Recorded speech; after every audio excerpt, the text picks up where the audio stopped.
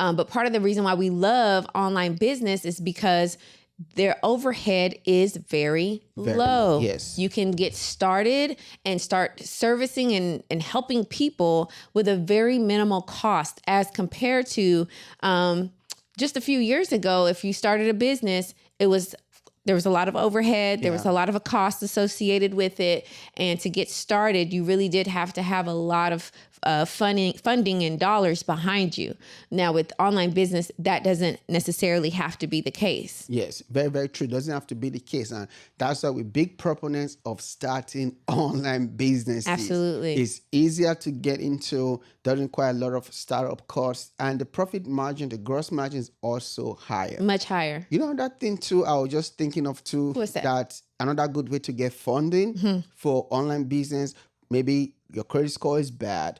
You don't have family and friends that has a lot of money. Okay. You can't get loan from the bank. Yeah. So where are you going to get the money from? You get it from your customers, right? So you do what we call MVP, minimum viable product, right? You know, put it out there to your customers. Sometimes you might sell it, put it out there at a discount to start and say, hey, for the first 10 people, the first 20 people, you get it at, for example, 50% off, 20% of whatever the case is, right? Right. You can also get your customers to be your funding partners. In other words, you can also use your customers to fund your business by putting out something out there, selling it, taking the profit, and reinvesting it back to your business.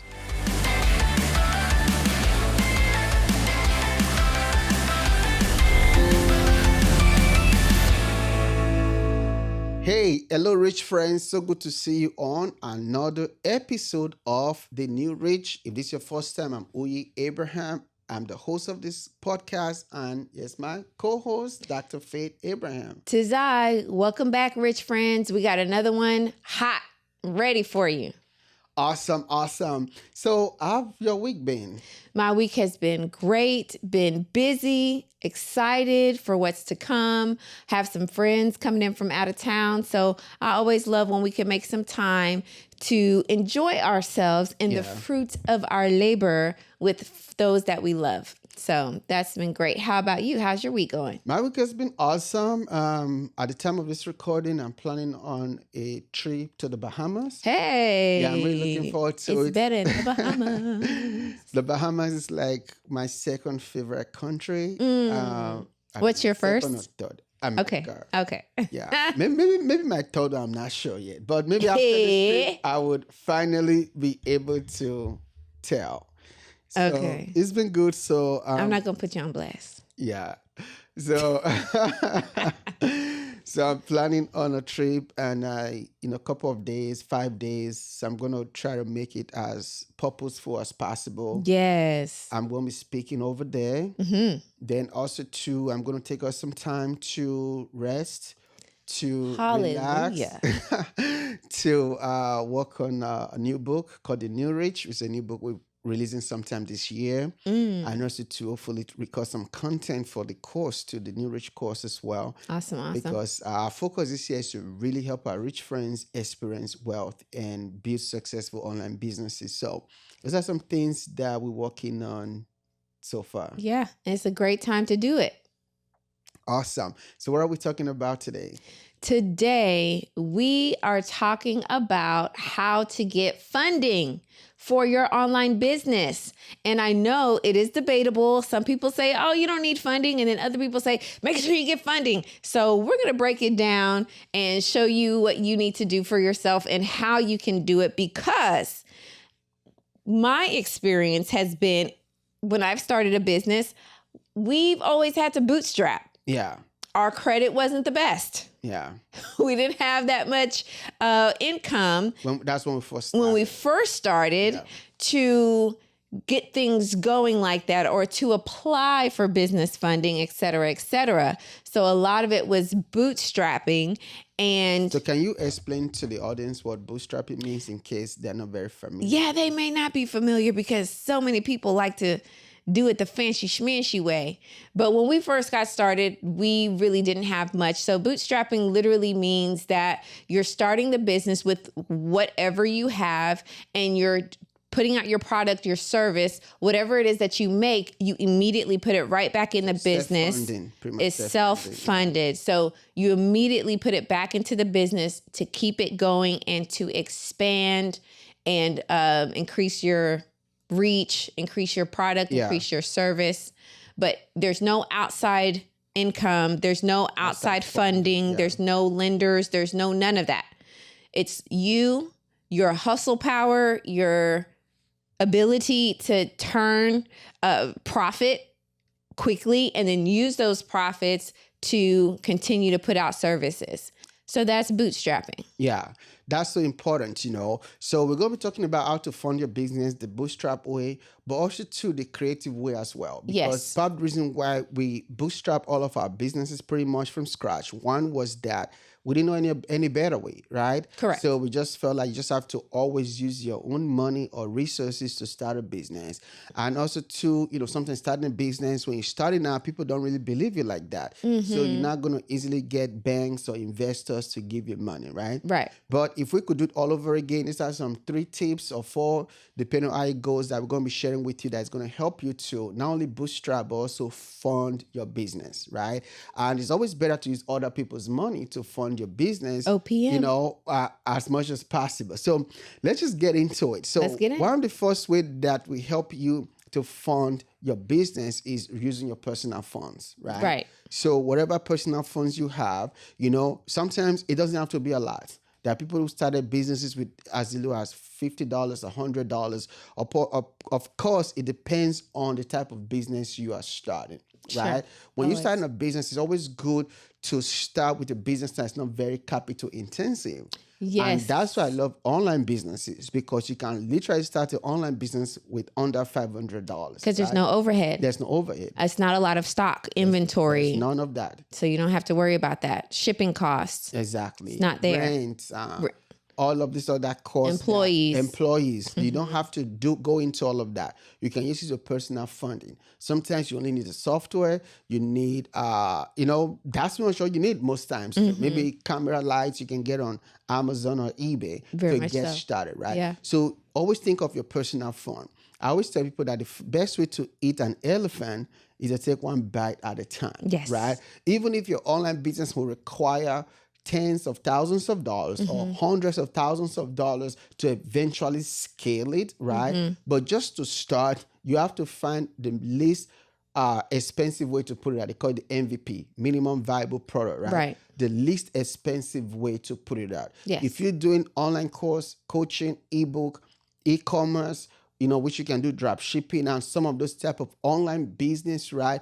You can start with your personal income. You can start with what you have, right? And then as your customers start bringing money, you can start investing that money back into your business to grow it. Absolutely. So that's the first way. And it's the easy way to get things going. I call it the path of least resistance. Hey creators and coaches, the best way to turn your knowledge into an online course and create revenue is Fonza. With Fonza, you have everything you need to run your business online, all in one place. From creating courses, products, membership communities, sales, funnels, even a website. No more tying multiple tools together, no more wasting money, no more tech stress. Thank you, Fonza. Start your free trial today at Fonza.com. Fonza is the best way to run your business online.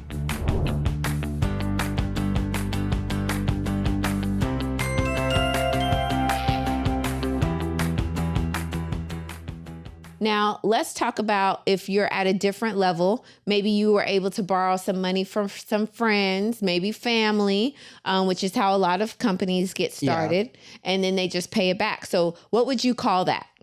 So that's funding. That's like lending, right? Right. So you can borrow money. That's another way you can get funding for your business. Exactly. You can borrow money from family, from friends, or even the bank, right? That's funding.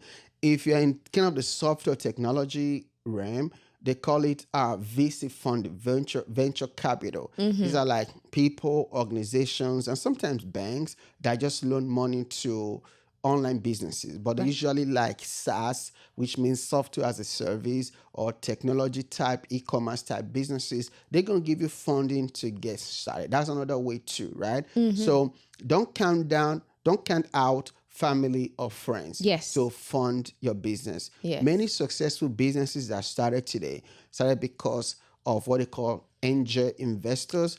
There are those that usually write small checks, $50,000 to usually $250,000 to fund that business, right? So don't count them out. There are people you know. There are people you know, friends and friends of friends, your network that have resources that will help you to fund your business. So family and friends is a really big one that can help you to fund your business. And they have a lot better interest rate than the banks. Most of the time, yes. Very, very true. Yeah. Okay, so you have that one. Now, let's say someone just is getting started in business and they want to borrow from the bank and get funding. How is that possible? Because everybody on the internet, specifically IG, says anybody and everybody can get business funding. Is that true? Technically, yes and no, right? So yes, in the sense that anybody can, but no in the sense that not everybody can. But a lot of people just post a lot of things out there for clickbait. They don't tell you the whole truth because their goal is just to get views and comments, right? But really you can, right? Most banking or funding sources, they typically like at least a 620 and above credit score. And the higher your credit score, the less the interest rate typically is. Right. And the lower your credit score, the higher the interest rate typically is, right? So they usually want to have good credit. Most of them, 99% of the time, they want it to be the PG, which means personal guarantor of that loan. So that even though it's a business loan, it might not show on your credit report.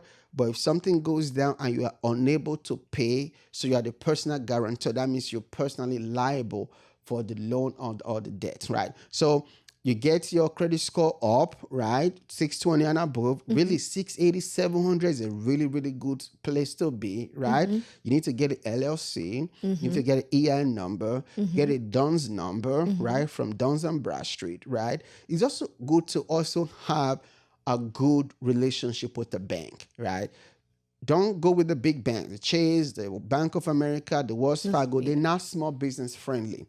Because those banks, they have customers with a lot of money, right? They like to loan money to customers with a lot of money. So usually the smaller banks, the Truist Bank, Ameris Bank, Fidelity Bank, credit unions, the smaller banks are easier and happier to loan you money, right? Right. And here's something people also don't know about too. It's easier to get anything under $50,000, right?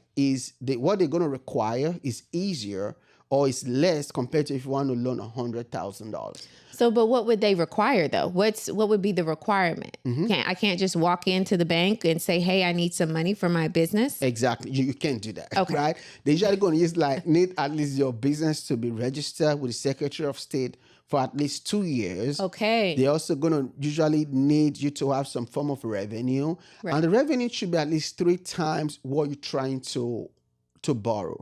So if you want to borrow $50,000, they want to make sure that at least you do average of $100 to $150 a year in gross revenue, and your profit margin is closer to what you're trying to borrow, right? Right. Now I'm talking about just borrowing, right? Now there's another type of what people call business funding, which is just kind of funding your business with credit cards. That's totally different, right? Okay. You need to have a good personal credit score, right? You need to if you need like $100,000 in funding, then you can typically go to banks, key banks, Truist Bank, credit unions that will typically give you like $25,000 in credit card limits. So if you get 4 of those, that's $100,000. So that's $100,000 in funding that you can use to start your business, right? Right. So if you have credit score of 680 and above or 620, don't be saying, "Oh, I don't have money to start." No, leverage your good credit. Get credit card. That's the easiest one to do. Yeah, it doesn't need underwriting, nothing like that. Right. Find the banks that can. I just named some earlier. You can rewind it back. That would just give you $20,000 to $25,000 in credit card limits. You get 4 of those. That is $100,000 that you can use to fund your business. It's different from business loans. Business Correct. loans are 50,000 and above is going to require underwriting, and they're going to need like 2 years of tax return, and they're going to scrutinize everything. So Right. yeah, so that's pretty much the 2 basic ways to get funding for your business that requires the bank in one way, shape, or the other. Right. Now, of course, because we are savvy rich friends, we're not going to sit there and max out any cards that they give us. We are going to be wise. And at least if we do come close to maxing out the card, we have a strategic plan that I'm talking about 80 to 100%. It's going to turn over. Yeah. You're going to get a quick and a sufficient ROI so you can pay it back. Okay? Because we want to also be wise with leveraging our personal credit scores. Yeah, that's very, very important. You know, it's always good to not get funding until you are ready Yes. to really implement it and you have your numbers. Because even though it does not show your personal credit immediately, or it doesn't show at all, but if you default on it, it's going to show your personal credit Right. and it's going to mess you up. Exactly. So make sure that you're getting funding that you're ready to utilize and implement. I love that. And we have said this before, but part of the reason why we love online business is because their overhead is very low. yes. You can get started and start servicing and helping people with a very minimal cost as compared to just a few years ago. If you started a business, there was a lot of overhead. There was a lot of a cost associated with it. And to get started, you really did have to have a lot of funding and dollars behind you. Now, with online business, that doesn't necessarily have to be the case. Yes, very, very true. Doesn't have to be the case. And that's why we're big proponents of starting online businesses. Absolutely. It's easier to get into, doesn't require a lot of startup costs, and the profit margin, the gross margin is also higher. Much higher. You know, that thing too, I was just thinking of too, What's that? another good way to get funding for online business, maybe your credit score is bad. You don't have family and friends that has a lot of money. Okay. You can't get loan from the bank. Yeah. So where you going to get the money from? You get it from your customers, right? So you do what we call MVP, minimum viable product, right? You know, put it out there to your customers. Sometimes you might sell it, put it out there at a discount to start and say, hey, That's it. for the first 10 people, the first 20 people, you get it at, for example, 50% off, 20% of whatever the case is, right? Right. You can also get your customers to be your funding partners. In other words, you can also use your customers to fund your business by putting out something out there, selling it, taking the profit, and reinvesting back to your business. Boom. Now, that's a real entrepreneur right there. Yeah. That's some entrepreneurial moves right there. I love that. So in any case, we can really have access to funds and different things that will help us to get the business going. Another thing is grants. A lot of times there are grants out there that you That's a can good take one. advantage of, especially if you're serving a minority business. If you are a minority business, you're serving a minority clientele. If you fall into any of the minority categories, it is really a great thing for you to look into grants, get those things filled out, submit them, because you never know what can happen to you. And of course, since it's a grant, you don't have to pay it back. Yeah. And that's one of the fun thing about grants. You don't have to Very pay back. fun. It's like just free money It's free money. to grow your business. Grow your business, get the word out there, help people. That's amazing. So, rich friends, this episode, we just wanted to just share with you a couple of ways that will help you to raise money, find money, get money to start and grow your online business. Absolutely. And if you follow any of these principles or strategies, you will always have the funds to start and grow your online business. So is there anything else you want to add on this episode for today? I would say this.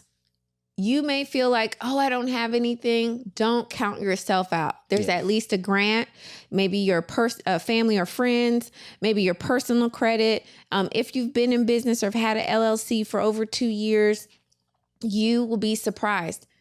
You have exactly what it takes. There is funding for you. Just get started. Or if you've already started, scale. Grow that thing. There's a lot of people who don't know who you are. They've never heard of you before, but they need you in their life. So be there. That's awesome. So, rich friends, this is the episode for today. Don't forget to like, comment, and subscribe to this episode and to this podcast. And also, too, if you really like what you heard today, share this video with 5 other rich friends. Until next time, we'll see you then. Bye, rich friends.